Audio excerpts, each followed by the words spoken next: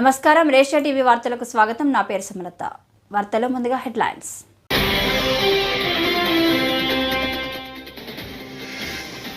బంగాళాఖాతంలో తీవ్ర వాయుగుండం, తెలుగు రాష్ట్రాల్లో భారీ వర్షాలు. ఒడిశాలోని పూరి వద్ద తీరం దాటే అవకాశం.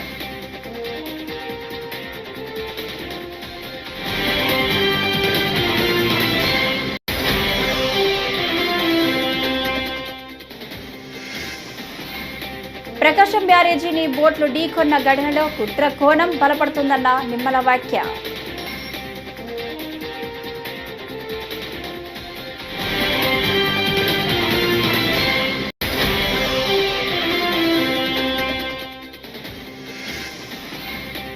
ఈరోజు talk of the nation, CM Chandrababu Naidu పనితీరేనని మంత్రి కొలుసు పార్థసారథి వెల్లడి.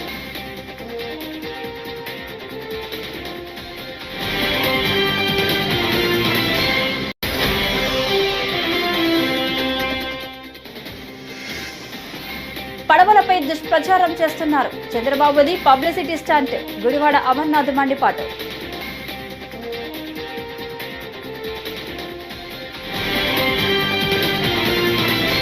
ఇక డీటెయిల్స్ చూస్తే, బంగాళాఖాతంలో ఏర్పడిన వాయుగుండం సోమవారం మధ్యాహ్నానికి తీవ్ర వాయుగుండంగా మారిందని వాతావరణ శాఖ అధికారులు తెలిపారు. దీని ప్రభావంతో పెనుగాలులు వీస్తున్నాయని చెప్పారు. ఒడిశాలోని పూరి తీరానికి 50 కిలోమీటర్ల దూరంలో గంటకు 10 కిలోమీటర్ల వేగంతో వాయుగుండం నెమ్మదిగా కదులుతుందని వివరించారు. దీని ప్రభావంతో తీరం వెంబడి పెనుగాలులు వీస్తాయని వివరించారు. సోమవారం సాయంత్రానికి పూరి వద్ద వాయుగుండం తీరం దాటే అవకాశం ఉందని అంచనా వేశారు. ఈ వాయుగుండం ప్రభావంతో తెలుగు రాష్ట్రాల్లో భారీ నుంచి అతి భారీ వర్షాలు కురుస్తాయని అధికారులు హెచ్చరించారు. ఆంధ్రప్రదేశ్లోని అల్లూరి, గోదావరి, ఏలూరు, ఎన్టీఆర్ జిల్లాల్లో రెడ్ అలర్ట్ ప్రకటించారు. ఉత్తరాంధ్ర, అంబేద్కర్ కోనసీమ జిల్లాలకు ఆరెంజ్ అలర్ట్ జారీ చేశారు. శ్రీకాకుళం, మన్యం, విజయనగరం జిల్లాల్లో అతి భారీ వర్షాలు కురిసే అవకాశం ఉందని చెప్పారు. గంగవరం, కళింగపట్నం, భీమునిపట్నం, కాకినాడ పోర్టులలో 3వ నెంబర్ ప్రమాద సూచికను జారీ చేశారు.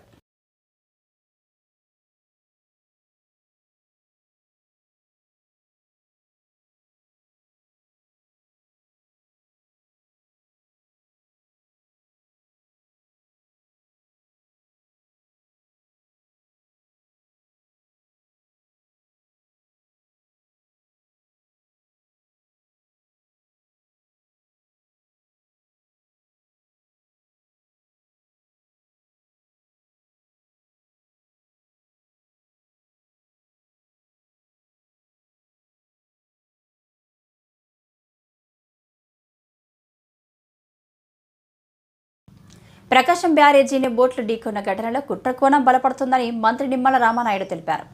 ఈ ఘటనపై దర్యాప్తు జరుపుతున్న అధికారులు కూడా ఇదే అనుమానం వ్యక్తం చేశారని చెప్పారు. బ్యారేజీని ఢీకొన్న పడవల్లోని 3 బోట్లు ఒకే యజమాని చెందినవని, ఈ బోట్లకు లంగర్ వేయకుండా కేవలం ప్లాస్టిక్ తాడుతో కట్టారని అన్నారు. ఈ బోట్ల యజమాని వైసీపీ నేత అని చెప్పారు. ఈ 3 పడవలు అంటే మొత్తం 5 పడవలు ఆ రోజు మరి యొక్క బ్యారేజీని తాకితే ఒక పడవ ఆల్రెడీ ఆ బ్యారేజ్ ఏదైతే గేట్ల మధ్యలోంచి కిందకి పోయింది. మిగిలిన 3 పడవలు ఇప్పుడు మనకి ఐడెంటిఫై చేసాం పైన వాటర్ పైన. 4వది ఒక పడవ మరి కిందకి వెళ్ళిందా లేకపోతే కింద వాటర్ లెవెల్లో ఉందనేది అది కూడా వెరిఫై చేస్తున్నటువంటి పరిస్థితి. ఈ 5 పడవల్లో ఈ 3 పడవలు కూడా ఎందుకు అనుమానాలకు తావిస్తుందంటే ఒకే యజమానివి 3 కావడం, ఒకే యజమాని 3 ఉండడం, ఆ 3టిని కూడా లంగర్ వేసుకోకుండా ఒకే ప్లాస్టిక్ వైర్ కట్టుకోవడం అనేది కూడా అనుమానాలు తావిస్తూ ఆ 3 పడవలకు సంబంధించిన యజమాని కూడా ఉషాద్రి ఎవరైతే ఉన్నారో అతను కూడా ఆ ప్రాంతంలో ఉన్నటువంటి కోమటి రామ్మోహన్ ఎవరైతే ఉన్నారో అతనికి మరి ప్రధానంగా మరి అనుచరుడుగా ఉండడం. ఈ కోమటి రామ్మోహన్ ఎవరైతే ఉన్నారో మరి జగన్మోహన్ రెడ్డికి అత్యంత సన్నిహితుడు అయినటువంటి తలసేర రఘురాం మీ అందరికీ తెలుసు. ఆయనకి ఈయన రామ్మోహన్ బంధువు కావడం. ఈ రామ్మోహన్ అదేవిధంగా ఈ ఉషాద్రి వీరు వారి యొక్క బంధుత్వాలను గాని వైఎస్ఆర్సీపీ పార్టీలో చేస్తున్నటువంటి సేవలను గాని ఎక్స్ ఎంపీ నందిగం సురేష్ గారు ఎవరైతే ఉన్నారో మరి వారి కనుసన్నల్లో ఆ రోజు పెద్ద ఎత్తున ఏదైతే నది పరివాహక ప్రాంతంలో నదిలో అక్రమంగా, ఎందుకంటే డ్రెడ్జింగ్ చేసి ఇసుక తీయడం ఏదైతే నిషేధం ఉన్నప్పటికీ కూడా ఆ రోజునటువంటి ఈ యొక్క వైఎస్ఆర్సీపీ ప్రభుత్వం యొక్క అండదండలతో ఏదైతే ఇప్పుడు కొట్టుకొచ్చినటువంటి పడవల ద్వారానే ఆ రోజు అక్రమంగా రిడ్జింగ్ చేసి ఇసుకను లూటీ చేసినటువంటి పరిస్థితి ఉందని, ఇప్పుడు ఆ పడవలకు కూడా ఏదైతే బోట్స్ కూడా ఆ వైఎస్ఆర్సీపీ కలర్ కూడా ఉండడం, ఆ రోజు ఏదైతే అక్రమ ఇసుక రవాణా గాని డెడ్జింగ్ చేసేటప్పుడు అధికారులకి, ఎందుకంటే ఇది అధికార పార్టీ వైఎస్ఆర్సీపీ పార్టీ అనేటువంటి విధంగా ఆ కలర్స్ ను కూడా దానికి మ్యాచింగ్ గా వేసుకున్నట్టుగా ఉన్నటువంటి పరిస్థితులు గాని కూడా కనిపిస్తున్నటువంటి స్థితి. విజయవాడ ప్రకాశం బ్యారేజీని బోట్లు ఢీకొన్న సంగతి తెలిసిందే. ఈ బోట్లకు వైసీపీ రంగులు ఉండడంతో దీని వెనుక వైసీపీ కుట్రకోణం ఉందని అధికార పక్ష నేతలు ఆరోపిస్తున్నారు. ఈ నేపథ్యంలో వైసీపీ నేత మాజీ మంత్రి గుడివాడ అమర్నాథ్ స్పందిస్తూ ఆ పడవలు వైసీపీ నేతలవంటూ దుష్ప్రచారం చేస్తున్నారని మండిపడ్డారు. కూటమి ప్రభుత్వం అధికారంలో ఉందని, బోట్ల ఘటనపై దర్యాప్తు చేసుకోవచ్చని చెప్పారు. విజయవాడని ముంచెత్తినటువంటి వరద, ఆ ప్రాంతంలో ఉన్నటువంటి లక్షలాది కుటుంబాలు పడుతున్నటువంటి ఇబ్బందులు, అనేక మంది ప్రాణాలు కోల్పోయినటువంటి కుటుంబాలకు సంబంధించినటువంటి ఆర్తనాదాలు, ఇవన్నీ గడిచినటువంటి 10 రోజులుగా మనం రాష్ట్రంలో చూస్తూ ఉన్నాం. మొన్న వచ్చినటువంటి వరద తర్వాత అనేక ప్రాంతాల్లో పడుతున్నటువంటి వర్షాలు, దానివల్ల వస్తున్నటువంటి ఇబ్బందులు, ఇవన్నీ చూసిన తర్వాత అసలు ప్రభుత్వం ఏం చేస్తుంది, విజయవాడలో వచ్చినటువంటి వరదకు సంబంధించి వాళ్ళు వ్యవహరించినటువంటి తీరు చాలా బాధాకరం. దీన్ని తీవ్రంగా ప్రజలు వారు పడినటువంటి కష్టాన్ని, పడుతున్నటువంటి ఇబ్బందుల్ని ప్రపంచం ముందుకు తీసుకొస్తున్నటువంటి సందర్భంలో అసలు ఈ ప్రభుత్వం ఎంత నిర్లక్ష్యంగా వ్యవహరించింది అనేటువంటి దానికి ఇదంతా కూడా ఒక ఉదాహరణ అనేటువంటి విషయాన్ని కూడా ఈ సందర్భంగా తెలియజేస్తా ఉన్నా. వాస్తవానికి సహజంగా ప్రకృతి వైపరీత్యాలు వచ్చినప్పుడు, విపత్తులు వచ్చినప్పుడు ప్రభుత్వానికి ముందుగానే ఉన్నటువంటి సమాచారం, ఆ సమాచారం ద్వారా ప్రజల్ని రక్షించాల్సినటువంటి బాధ్యత ప్రభుత్వాల మీద ఉంటాయి. కానీ ఇది ప్రకృతి సృష్టించినటువంటి వైపరీత్యం కాదు, ఈ ప్రభుత్వం సృష్టించినటువంటి వైపరీత్యంగా వైఎస్ఆర్ కాంగ్రెస్ పార్టీ కానీ లేదా రాష్ట్రంలో ఉన్నటువంటి ప్రజలు కానీ భావిస్తూ ఉన్నారు. అందుకనే మొన్న గౌరవ మా పార్టీ అధ్యక్షులు వారు జగన్మోహన్ రెడ్డి గారు చెప్పడం జరిగింది, ఇది ఈ ప్రభుత్వం. ఈరోజు talk of the nation CM Chandrababu Naidu పనితీరేనని మంత్రి కొలుసు పార్థసారథి పేర్కొన్నారు. విజయవాడకు చరిత్రలో ఎన్నడూ లేని ఉపద్రవం ముంచుకొచ్చిందన్నారు. ప్రకాశం బ్యారేజీకి అది నిర్మించాక ఎన్నడూ రానంత వరద వచ్చిందన్నారు. వరద ముంపుకు ఎదుర్కొనే విధానంలో చంద్రబాబును అందరూ అభినందిస్తున్నారని పేర్కొన్నారు. చంద్రబాబు వయస్సు, ఆరోగ్యం ఏదీ లెక్క చేయకుండా బస్సులోనే ఉంటూ సహాయక కార్యక్రమాలు చేపట్టడం జరిగిందన్నారు. చాలా ఇళ్లు మునిగిపోయి సామాన్యుడి జీవనం అతలాకుతలం అయ్యిందన్నారు. 5-6 రోజులు ఇదే పరిస్థితి ఉండడంతో వారు ఆందోళన చెందారని పేర్కొన్నారు. ఉంటూ ఇక్కడ సహాయ కార్యక్రమాలని పర్యవేక్షించడం జరిగింది.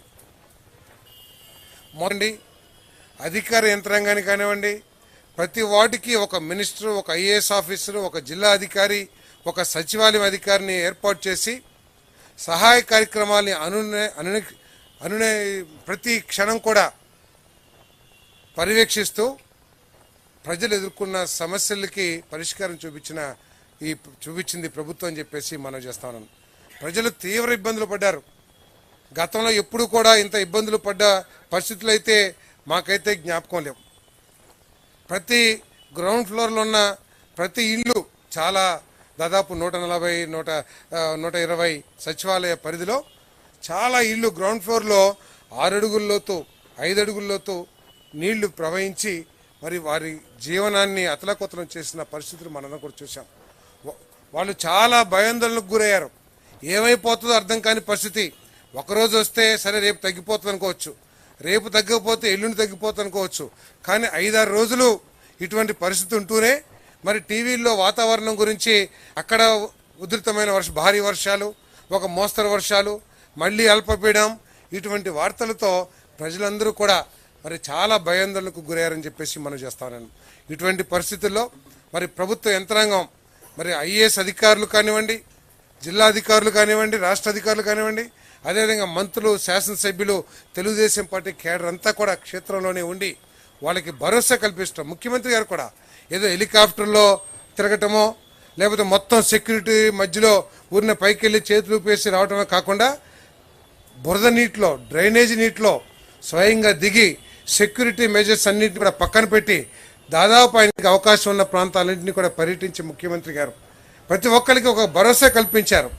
మీరు కష్టాల్లో ఉన్నారు, మిమ్మల్ని ఆదుకుంటాం నా బాధ్యత, నా ప్రభుత్వం మీకు అన్ని విధాలా కూడా అండగా ఉంటుంది, ఈరోజే కాదు వరద అయిపోయిన తర్వాత కూడా అని చెప్పేసి ఒక నమ్మకాన్ని కలిగించారని చెప్పేసి కూడా ఈ సందర్భంగా మనవి చేస్తా ఉన్నాను. ఎక్కడన్నా ఈ సహాయ కార్యక్రమాలు అందటంలో ఎక్కడైనా తప్పులు దొరికినా వాటిని సమీక్షించుకుంటూ ఎక్కడన్నా తప్పులు మరీ తాడిపత్రి పట్టణంలోని పెన్నా నది పరివాహక ప్రాంతంలో వంతెనల వద్ద ఇసుక తరలింపు జరగకుండా చర్యలు తీసుకోవాలని సిపిఐ పట్టణ కార్యదర్శి చిరంజీవి యాదవ్ పేర్కొన్నారు. పెన్నా నదిలోని కొత్త బ్రిడ్జి నుంచి పాత బ్రిడ్జి వరకు ఇసుక రవాణా కాకుండా అరికట్టాలని డిమాండ్ చేశారు. ఇక్కడ ఇసుక తరలింపు వల్ల పెద్ద గోతులు ఏర్పడుతున్నాయని, ఫలితంగా ప్రమాదాలు జరిగే అవకాశం ఉందని అన్నారు.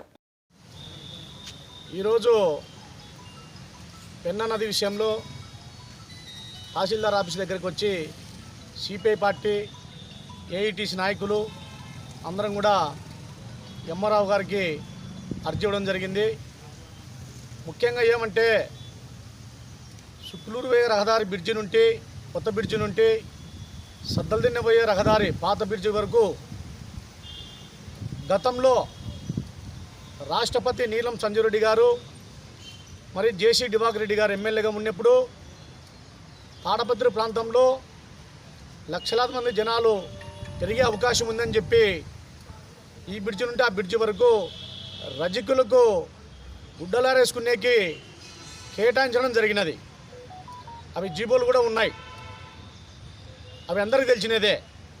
కానీ ఈ బ్రిడ్జి నుండి ఆ బ్రిడ్జి వరకు ఎద్దుల పనులు అయితేనేమి, ట్రాక్టర్లు అయితేనేమి ఇసుక రవాణా టౌన్లోకి తోలుతా ఉన్నారు. కానీ దూరం ప్రాంతాలు పోయి తోలుకోవాలి. కానీ రజకులు గుడ్డలు ఏరేసుకోవాలంటే చాలా ఇబ్బందులకు గురవుతున్నారు. మరి ఇప్పుడు లక్షలాది మంది టౌన్లో ప్రజలు ఉన్నారు. మరి మురికి బట్టలు రజకులు ఉతకపోతే ఎక్కడికెక్కడ ఇళ్ళల్లో మురిగిపోతాయి. అది గుర్తుపెట్టుకోవాలి అధికారులు కానీ మరి పాలకులు కానీ. మేము సిపిఐ పార్టీగా ఒకటే చెప్తా ఉన్నాం, ఎంతోమంది గత వైఎస్ఆర్ కంటే ముందు తెలుగుదేశం గవర్నమెంట్లో కూడా పాత బ్రిడ్జి దగ్గర పిల్లలు చాలా మంది చనిపోయినారు. ఒకటే రోజే 3-4 పిల్లలు చనిపోయినారు. అప్పుడు కూడా చెప్పాం, బ్రిడ్జిల దగ్గర ఈ బ్రిడ్జి అయితేనేమి, ఆ బ్రిడ్జి అయితేనే గుంతలు పెట్టద్దండి, రజకులకు ఇబ్బంది, టౌన్లో పిల్లలు ఆడుకునే పోయి చాలామంది చనిపోతూ ఉన్నారని. కానీ నిమ్మకు నీరు ఎక్కలేదు అధికారులకు కానీ పాలకులకు కానీ. మరి వైఎస్ఆర్ గవర్నమెంట్లో కూడా అనేక మాటలు సిపిఐ పార్టీ ఆధ్వర్యంలో ఉద్యమాలు చేశాం. వైఎస్ఆర్ పార్టీ నాయకులకు కానీ అధికారులకు కానీ నిమ్మకు నీరెక్కినట్లేదు. కానీ ఒకటి చెప్తా ఉన్నాం, తక్షణమే ఈ బ్రిడ్జి నుండి ఆ బ్రిడ్జి వరకు అధికారులు కానీ ఇప్పుడుండే పాలకులు కానీ పెన్నా నదిని కాపాడాలి. ఎంతోమంది టౌన్లో పిల్లలు చనిపోతున్నారు. పెన్నా నదికి వర్షం వచ్చిందంటే నీళ్ళు వచ్చినాయంటే పిల్లలు ఏదో చూసామని పోతే ఆ గుంతలు పెట్టింటారు. ఆ గుంతలో ఒండు పెరగకపోవడము, ఆ దిగడము, అట్లే ఆ గుంతలోకి కూరుకుపోవడము, ఆ శవం ఎక్కడో తొలుతుంది పోయి. తల్లిదండ్రులు గోడాడుతూ ఉన్నారు. ఇప్పటికన్నా తెలివి తెచ్చుకొని, బుద్ధి తెచ్చుకొని ఈ బ్రిడ్జి నుండి ఆ బ్రిడ్జి వరకు ఇసుక రవాణా బంద్ చేయాలని చెప్పి సిపిఐ పార్టీగా మేము కోరుతా ఉన్నాం. లేని పక్షాన మీరు అరికట్టలేకపోతే రజకులతో కలిపి, టౌన్ ప్రజలతో కలిపి తహసీల్దార్ ఆఫీస్ దగ్గర భారీ ఎత్తున ఉద్యమాలు చేపడతామని చెప్పి ఈ సందర్భంగా డిమాండ్ చేస్తూ ఉన్నాం. అల్లూరు జిల్లా చింతూరు ఏజెన్సీలో ఎడతెరిపి లేని వర్షాలు కురుస్తున్నాయి. దీంతో సీలేరు జలాశయానికి భారీగా వరద నీరు వస్తుంది. డొంకరాయి 4 బేబ్ డ్యాంలో 15 గేట్లు ఎత్తి 1,10,000 క్యూసెక్కుల నీటిని అధికారులు దిగువకు విడుదల చేస్తున్నారు. సీలేరు వరదకు శబరి నదిలో నీటి మట్టం పెరుగుతుంది. లోతట్టు ప్రాంతాల ప్రజలు అప్రమత్తంగా ఉండాలని అధికారులు హెచ్చరికలు జారీ చేశారు.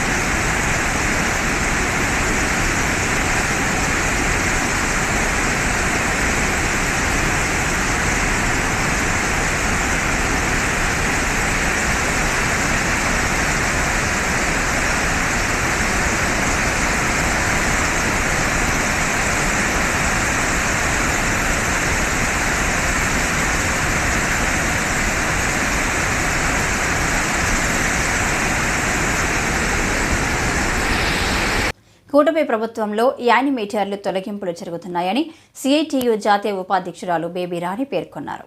వివోఏ తొలగింపులు ఆపాలని కోరుతూ రాష్ట్ర కమిటీ పిలుపు మేరకు కాకినాడ కలెక్టరేట్ వద్ద సిఐటియు ఆధ్వర్యంలో సోమవారం ఏపీ వెలుగు వివోఏ ఉద్యోగుల సంఘం ర్యాలీ అనంతరం ధర్నా నిర్వహించారు. ఈ ధర్నాని ఉద్దేశిస్తూ సిఐటియు జాతీయ ఉపాధ్యక్షురాలు బేబీ రాణి మాట్లాడారు. వివోఏలకి 6 నెలల నుండి జీతాలు లేవు. ధరలు విపరీతంగా పెరిగిపోయినాయి.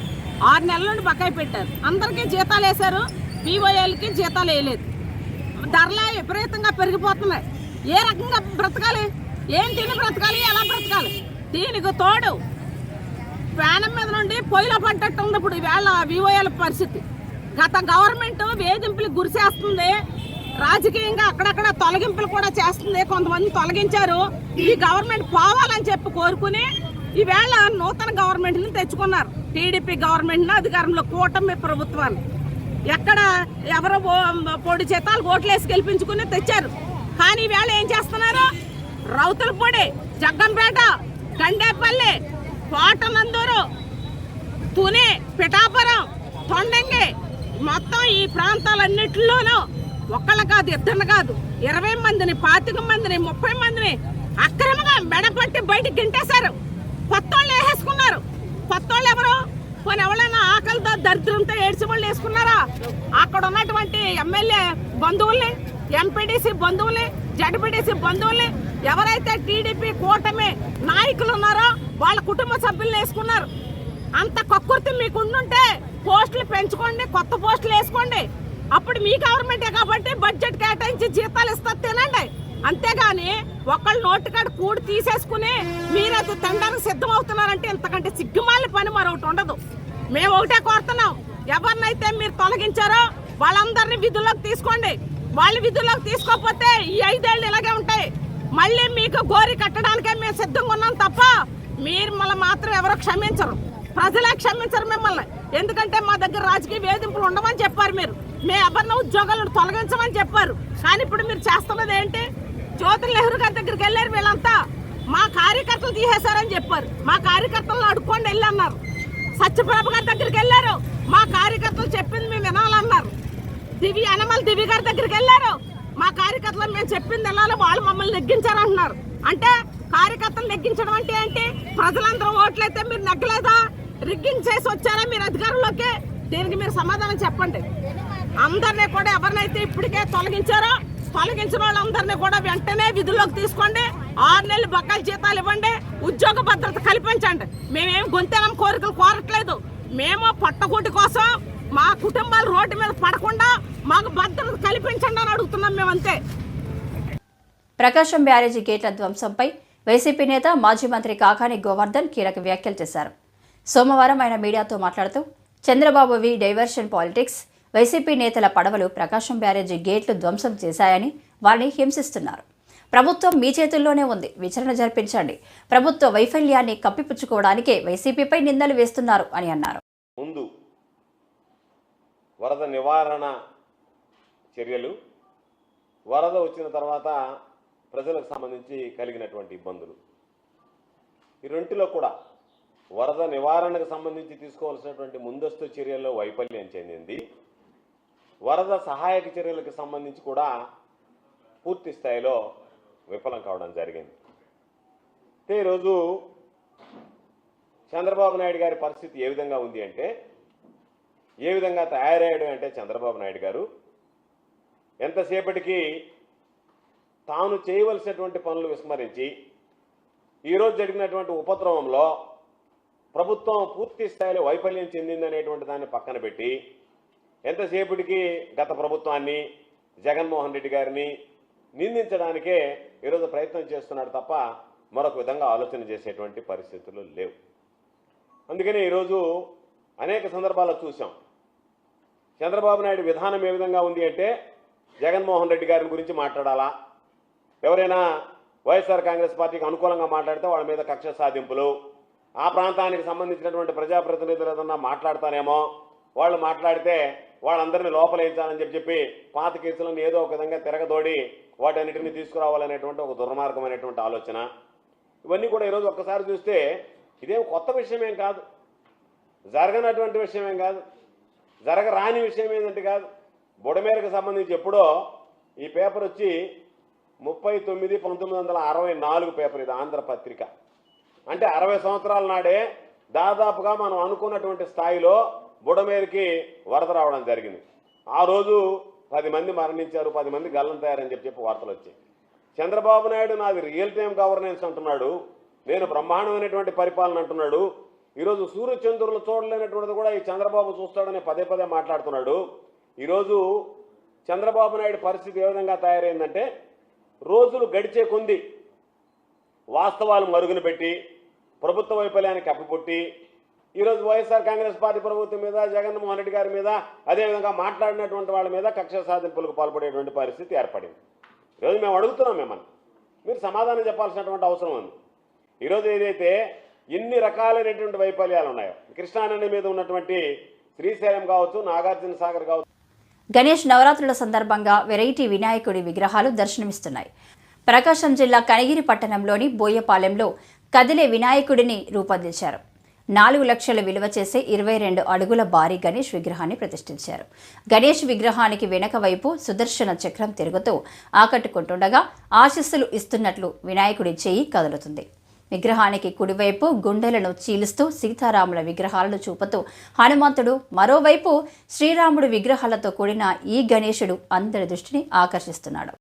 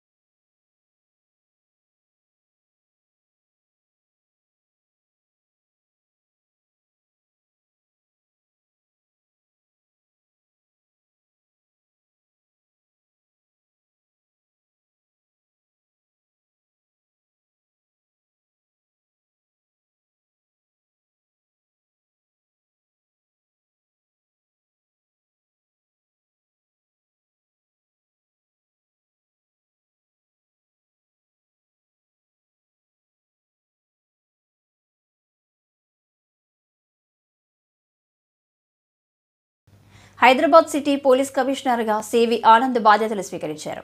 సోమవారం ఉదయం సిపి కార్యాలయంలో ప్రత్యేక పూజలు చేశారు. ఆయన మాట్లాడుతూ రెండోసారి బాధ్యతలు చేపట్టడం సంతోషంగా ఉందని సీఎం రేవంత్ రెడ్డికి కృతజ్ఞతలు అన్నారు. ప్రస్తుతం రాష్ట్ర ప్రభుత్వం డ్రగ్స్పై సీరియస్గా ఉంది. డ్రగ్స్, గంజాయి నిర్మూలనకు కృషి చేస్తామని అన్నారు. 1991 ఐపీఎస్ బ్యాచ్కు చెందిన సివి ఆనంద్ 2021 డిసెంబర్ నుంచి 2023 అక్టోబర్ వరకు కూడా హైదరాబాద్ సిపిగా పనిచేశారు.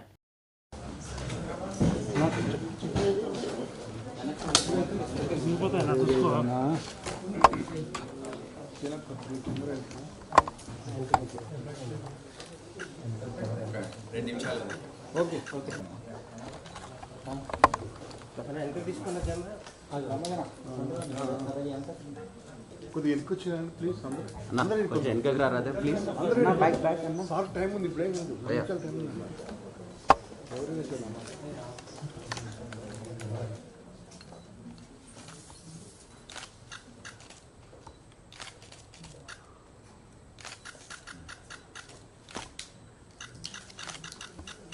సార్ ఒకసారి సిగ్నేచర్ చేసుకుంటాం. రాష్ట్రంలోని వివిధ ఆసుపత్రుల్లో పనిచేస్తున్న కాంట్రాక్ట్ నర్సులు అందరినీ రెగ్యులర్ చేయాలని తెలుగు శక్తి అధ్యక్షులు బీవీ రామ్ డిమాండ్ చేస్తున్నారు. తమ హక్కుల సాధన కోసం కేజీహెచ్ క్లాక్ టవర్ వద్ద కాంట్రాక్ట్ నర్సులు సోమవారం చేపడుతున్న నిరసనకు తెలుగు శక్తి సంఘీభావం ప్రకటించింది. ఈ సందర్భంగా బీవీ రామ్ మాట్లాడుతూ రాష్ట్ర ఆరోగ్య కుటుంబ సంక్షేమ శాఖ ఇటీవల జారీ చేసిన జీవో నంబర్ 115ను తక్షణమే రద్దు చేయాలని రాష్ట్ర ప్రభుత్వాన్ని డిమాండ్ చేస్తున్నారు. జీవో నంబర్ 115 రద్దు అయితేనే కాంట్రాక్ట్ నర్సులకు న్యాయం జరుగుతుందన్నారు. ఉత్తరాంధ్ర ఆరోగ్య పదాయానికి కేజీహెచ్తో పాటు రాష్ట్ర వ్యాప్తంగా సుమారు 11,500 మంది నర్సులు మేల్, ఫీమేల్ కాంట్రాక్టు ప్రాతిపదికన పనిచేస్తున్నారన్నారు. నర్సింగ్ విద్యలో 3 సంవత్సరాల డిగ్రీ చేసిన వారు, పీజీ చేసిన వారు, పీహెచ్డీ చేసిన వారు కోవిడ్కు ముందు నుంచి కూడా తమ అమూల్యమైన సేవలను అందిస్తున్నారన్నారు.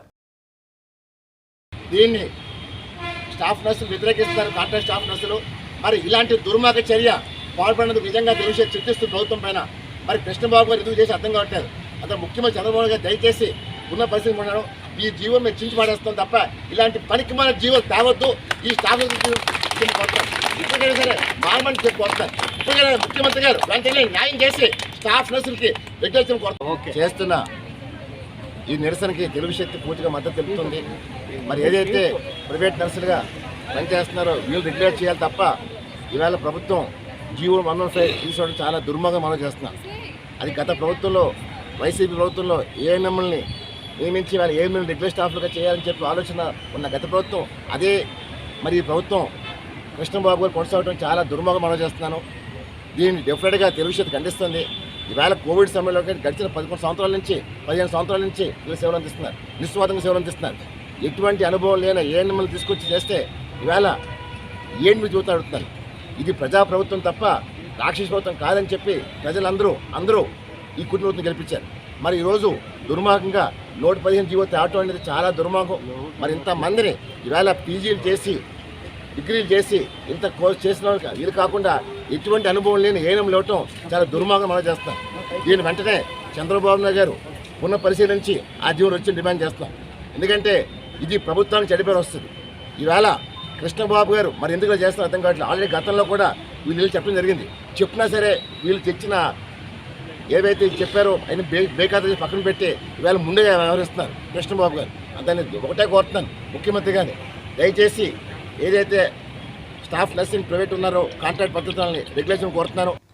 ఈ వార్తలు ఇంతటితో సమాప్తం. నమస్కారం.